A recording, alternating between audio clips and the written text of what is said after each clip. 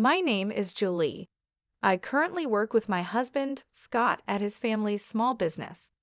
This business is managed by my father-in-law, Paul. It's a cozy place with about 5 employees. Paul doesn't get involved much in the daily work.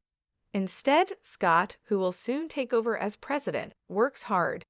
He looks for new clients and projects, showing his dedication to growing the business.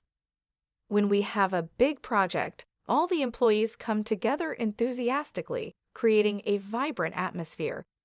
I have been working here for 12 years since I got married. Hey Julie, how long do you plan on clinging to our family business?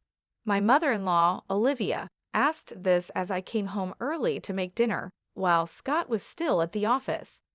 Olivia had retired from the business when Scott and I got married and seemed happy about her retirement. But now, with more free time, she often criticized me. "What do you mean by clinging?" I asked, trying to stay calm. Olivia sharply replied, "Exactly what it sounds like. You must have married Scott because you couldn't find a job anywhere else, and now you're just taking advantage of our company." I sighed to myself. These kinds of comments from her were becoming more common. When I married, I left my previous job and joined Scott's family business by choice, not because I was fired. For some reason, Olivia thought I was completely unskilled at my job. I said before that it's not that I couldn't work somewhere else. I chose to join Scott's company, I told her.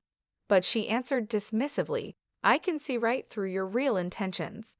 She thought she knew everything about me and walked back to the living room. However, the problems with my mother-in-law weren't just her words. She had quit her job promising to look after the house, but she never helped out.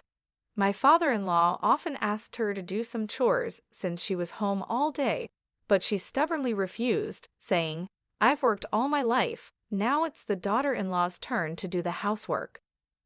As a result, I usually ended up making dinner. Olivia seemed to make and eat her own lunch as she liked, but she never cleaned up afterward. Each day, as I returned for my errands, the sight of piled-up plates and utensils greeted me, stirring a mix of frustration and resignation within me. Gathering my courage, I decided to address this domestic issue one sunny afternoon. "Olivia," I began hesitantly, trying to sound as diplomatic as possible, "I've noticed the dishes often get left in the sink. It would be really helpful if you could tidy up after your meals. It's just a small request, but it would mean a lot to me." To my dismay, Olivia's response was far from understanding. Her eyes flashed with anger as she snapped, "Are you trying to give me orders in my own house? You're just a daughter-in-law. How dare you dictate what I should do?" Her sharp and unyielding words reminded me of the delicate balance in our family dynamics.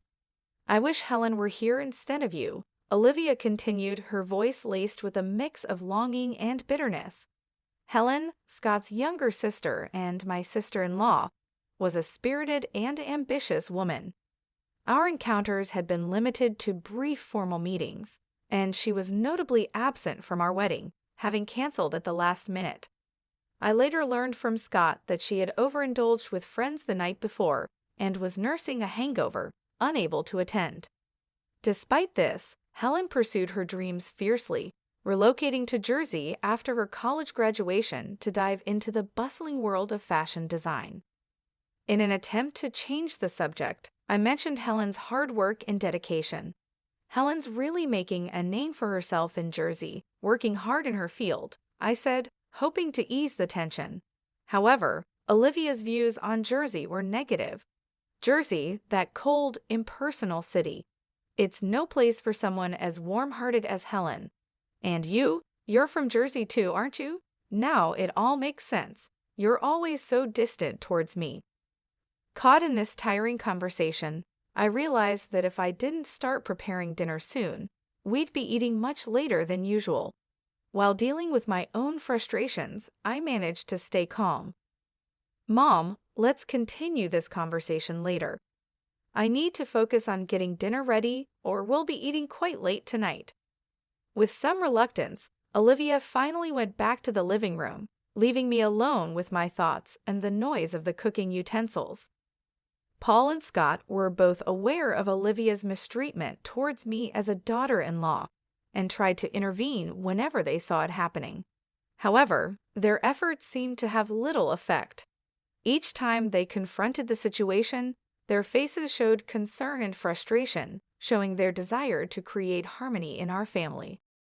Ironically, whenever Paul and Scott scolded Olivia for her behavior, she took out her anger on me, becoming even more hostile and sharp with her words. Her face, usually kind and gentle, became twisted with disdain, her tone cutting deeper than before. Although I had never been physically hurt, the emotional impact of Olivia's words was significant.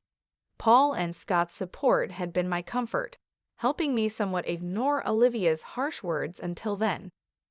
One morning, just after I had finished cleaning up from breakfast and was preparing to leave for work, something unimaginable happened. In the midst of the morning rush, as I was hurrying, Olivia suddenly exclaimed, "Oh my, what a mess!" And without warning, she poured a bucket of water over my handbag. I was stunned, a mix of shock and anger making me speechless. "What are you doing, Olivia?" I managed to ask, my voice trembling with disbelief. Olivia's response was dismissive, her tone like that of a mischievous child. "Oh, was that your stuff?" "I thought it was just a big piece of trash," she said dismissively, which made me even angrier. "Even if you thought it was trash, who pours water on it? What kind of thinking is that? Now the carpet is all wet. Why would you do something like this?" I was really upset as I quickly took the wet things out of my bag, including important work documents, and laid them on the table. Olivia looked calm and didn't seem sorry or worried about how upset I was. "Because you don't need to go to work anymore," she said coolly. I was shocked. In our living room, filled with morning light, I sat across from Olivia. Her face was colder and more determined than usual. It was as if she had made a decision that would change everything. "Excuse me," I said, confused and surprised. "You've been in this house for 12 years, but now I can finally get rid of you," she declared. Her words hurt me deeply, and her voice had a level of anger and determination I had never heard before. My mind spun and my heart ached. "Getting rid of me?" I asked, unable to believe what I was hearing. Her words made me feel like an outsider in this family. "Actually, my daughter is joining the company, so we need you to leave. Today's your last day. All you have to do is bow your head to your father-in-law and Scott, apologizing for all the trouble you've caused," she said with a mocking laugh. She was using my job to push me out. I had spent years at that job, earning respect and making memories. I was shocked and hurt. My devotion to this family seemed to mean nothing to her. It horrified me not just that she acted this way, but that after 12 years of hard work, she could ask me to leave so her daughter could take my place. It felt like my years of effort were being disregarded. "Really? Are you sure about this? Wasn't Helen working in a clothing store in Jersey?" I asked, reflecting my confusion and worry. My job was more than just a paycheck. It was my way of fulfilling myself. Meanwhile, Helen, my sister-in-law, seemed to have grown tired of city life and decided to come back to the family. She said she was tired of the unfriendly people in Jersey, so I told her if she came back home, I'd have a job ready for her. She agreed to return immediately. "Now that she's coming back, I want you out of this house," she told me. I couldn't believe her words. She was ready to turn my life upside down with just one decision, completely ignoring my role in the family and not even listening to me. She handed me an envelope, saying, "I've written your resignation letter," and just like that, she kicked me out. My heart broke. Everything I had built over the years seemed worthless, treated like just a piece of paper. Her actions deeply hurt our family bond. I walked to the company, just a quick 5-minute walk from my house. As I walked under the cool morning sky, each step was heavy with the weight of what was happening. When I told my father-in-law, Paul, and my husband, Scott, about what my mother-in-law had said, they were shocked but stayed calm. They suggested that maybe it was time for me to resign to show her the reality of the situation. This idea upset me deeply. I had worked hard in our family business for years and barely knew what a long vacation was like, aside from short breaks during Thanksgiving and the holiday season. Encouraged by Scott and Paul's kind words, "Why don't you spread your wings for a change?" I decided to go on a little trip. As I packed, I thought a lot about my life, my choices, and what was ahead. Meanwhile, my sister-in-law Helen, who was supposed to replace me at the company, shockingly didn't show up until 3:00 p.m. Her lack of responsibility disappointed Scott and Paul, who had been managing without me. Helen seemed not interested in learning the work despite their efforts to teach her. Hearing this made me worry about the future of our company, even as I looked forward to my trip. Leaving without seeing my mother-in-law, I quickly started my journey. During the trip, as I enjoyed the view from the train, I reflected on my life past, present, and future, and savored local seafood delicacies. I thought deeply about myself, my family, and our business. But on the 5 days of my trip, the peace was broken when Helen called me crying. "What's going on?" I asked. "Mom said it was an easy job, just sitting in a chair, but Scott and Dad are acting like I can't do anything right," she said.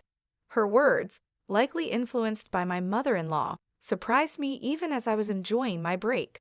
I decided it was time to address the situation. "So, Helen, how good are you with computers?" I asked her. Hesitantly, she replied, "Well, I usually watch videos online, and I play games too."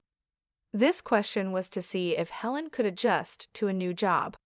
Having worked in a clothing store in Jersey for a while, her computer skills seemed basic. "Do you know how to use Word or Excel?" I asked. Helen looked confused, showing she wasn't familiar with these tools in a professional setting. Even in clothing stores, tasks like managing sales data in Excel or recording customer info in Word are common. Have you ever worked with image editing, video editing, or audio editing software? Do you have any experience with such tools? I asked. Helen, clearly puzzled, replied, "What's all that?" This question aimed to dig deeper into her technical skills to better understand her capabilities. Considering her background in the apparel industry, it's unlikely she never used a computer. Tasks like tracking sales, managing inventory, and inputting customer data would have required her to use Excel. When asked if she can handle calculations for sales or fill in documents, she confidently said, "I can do that." However, when I asked if she could also calculate tax, her confidence faded, and she answered uncertainly, This question tested her math skills and her ability to use them in a business context. While Helen might have other skills, it was clear she was insecure about the necessary skills for the job. Her discomfort seemed mainly due to her struggle with calculations, which could explain why she faced criticism from Paul and Scott. First and foremost, I needed to show my mother-in-law and those who tried to push me out that they were mistaken. "Since you're taking over my job," I began. I told Helen that she needed to handle the accounting tasks well and remember to be professional in her emails, because a casual tone that might be fine with friends doesn't work for business. She would also be in charge of scheduling the staff shifts. Even though our team is small, we carefully consider everyone's time off requests, so she shouldn't just think about what's convenient for her. As I listed these expectations, I could hear her sobbing on the other end of the phone. But I was told I wouldn't have to do anything. "Why are there so many tasks?" "I didn't come back home for this," she said, and then abruptly ended the call. Over the next 4 days, I decided to enjoy sightseeing in Jersey, the place Helen had left. My time there showed me that not everyone in Jersey is unfriendly actually. Finding someone as cold-hearted as my mother-in-law and Helen seemed rare. A week after I left my job, I returned to my in-laws' house. When I arrived, Olivia, looking very upset, confronted me angrily. How dare you make my daughter cry? You won't get away with this," she yelled, her eyes full of anger and misunderstanding. She tried to grab me, but Scott and Paul quickly stepped in to calm her down. though her anger didn't seem to lessen. Scott sighed deeply before saying, Helen is upset because she was scolded for trying to boss her employees around despite not being able to do the job right. It's not Julie's fault. Besides, Julie hasn't been here for a week, so she couldn't have upset Helen. Mom, you really need to stop these groundless accusations. But Olivia kept blaming me. It's because of her. This woman is the reason for Helen's trouble, she claimed, her voice emotional and filled with baseless suspicions. Where is Helen, by the way? I asked, looking around the living room, but Helen was nowhere to be seen. Her absence added more confusion to an already puzzling situation. While it didn't matter to me that Olivia was upset about Helen, I knew Helen didn't have many options since she had ended her lease at her apartment in Jersey. I thought Helen would be at her parents' house, but she wasn't there, which made me wonder. Helen's locked herself in her room. She's been crying and saying she doesn't want to go to work anymore, Scott explained. It seemed like Helen had avoided learning the job properly. It was understandable, though, because she didn't have the skills needed to replace me. You've been turning Scott and Paul against me, haven't you? Otherwise, they wouldn't say the company ran better with you than with Helen, who can't do the job. Olivia accused me sharply. Her words were filled with long-standing misunderstandings and prejudices, leaving me completely baffled. She seemed to have always seen me as an opponent, her words reflecting years of wrong ideas. Scott let out a heavy sigh, his face showing his tiredness and frustration with the complicated emotions in our family. He had tried many times to clear up the misunderstandings among family members, but it didn't seem to work very well. Mom, I know it might sound odd coming from me, but Julie is truly exceptional at her work. She's certified in bookkeeping and her secretarial skills are top-notch. Moreover, she's studied Spanish and even has experience studying abroad. When it comes to dealing with multiple languages at our company, Julie handles everything, Scott said with a sense of pride. His mother, Olivia, looked very surprised. She had assumed that I quit my job as soon as I joined the family, so she had no idea about my contributions and achievements at work. What? That sounds like something straight out of a TV drama, I thought, recalling my college days. I was so focused on getting various certifications that I immersed myself in my studies, so much that I barely had time for clubs or a romantic relationship. It was during this busy time that I met Scott, who came to my company for business. As I found myself sharing the story of how Scott and I first met, I realized that this wasn't what Olivia wanted to hear, so I quickly got back to the main point. In short, I was responsible for a lot of tasks at the company, from handling accounting to scheduling, working with other companies, and managing employee shifts. Thanks to that, I could reach out to other businesses for deals, making the work environment much more comfortable than when Olivia was around. Scott added this, leaving Olivia speechless in amazement. Just then, Paul, Scott's father, made a comment that surprised me. We're going to shut down the company soon, actually. Helen made a big mistake. Even though she was supposed to prepare some documents, she decided to handle phone calls because it seemed more fun. While Scott and I were away, she ended up being rude to the person in charge from another company. Of course, I got a call to confirm this. Hearing this, I was so shocked that I instinctively covered my mouth with my hand. I can't believe Helen would do something like that, I murmured, filled with disbelief. The thought that Helen's actions might lead to the downfall of our company went through my mind, filling me with dread. However, as I was lost in these anxious thoughts, the story took an unexpected turn.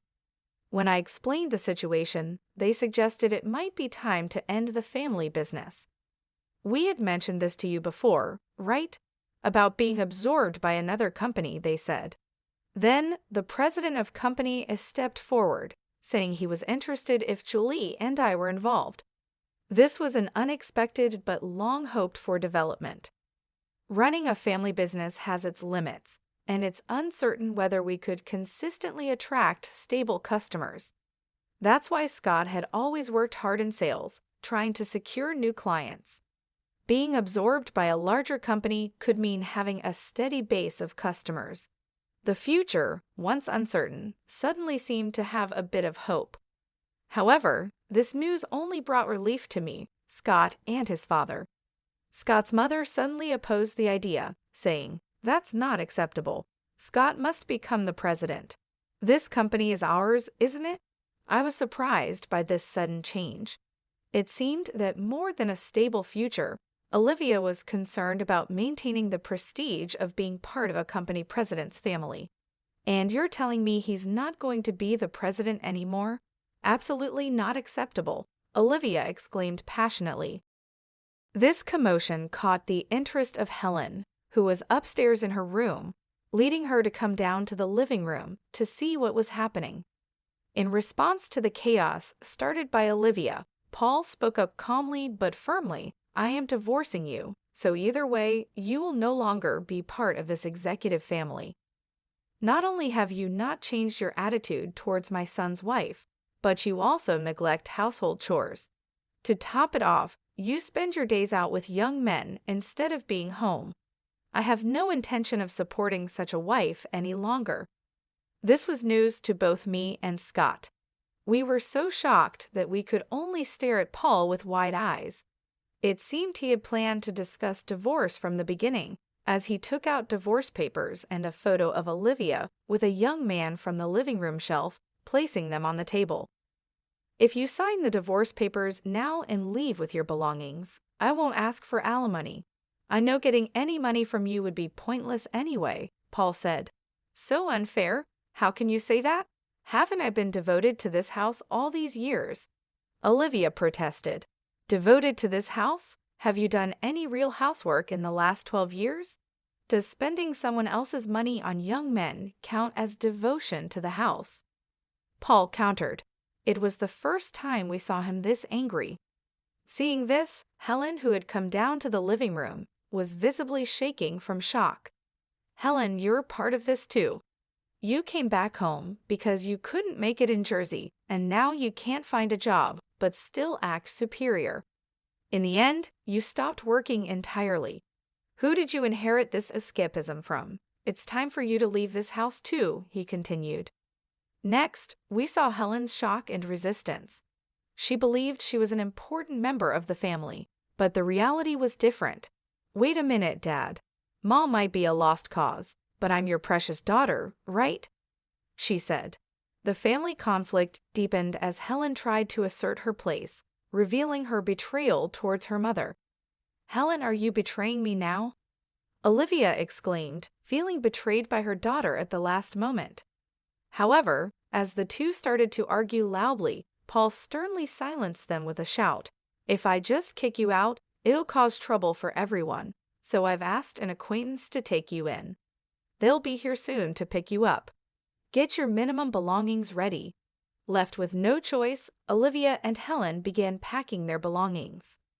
Then, an acquaintance of Paul arrived to take Olivia and Helen away.